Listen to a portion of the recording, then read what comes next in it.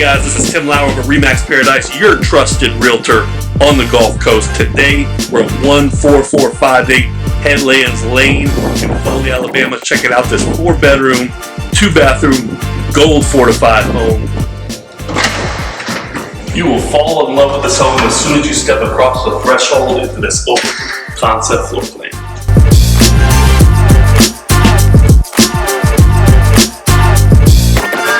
You will love this chef's kitchen with quality stainless steel appliances, plenty of room for entertaining, and check out this huge island. Just pull up some bar stools or place out all your sides for your Thanksgiving or Christmas dinners. This home has custom Plantation shutters installed on all the windows.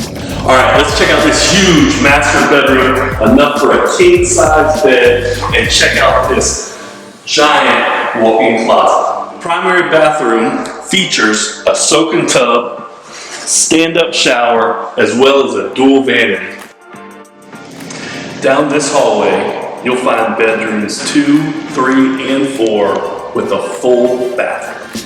This oversized, fenced-in backyard with an amazing view is perfect for kids or pets to run around. And the back porch will soon become your favorite place for your morning coffee or to pop a bottle of wine in the evening.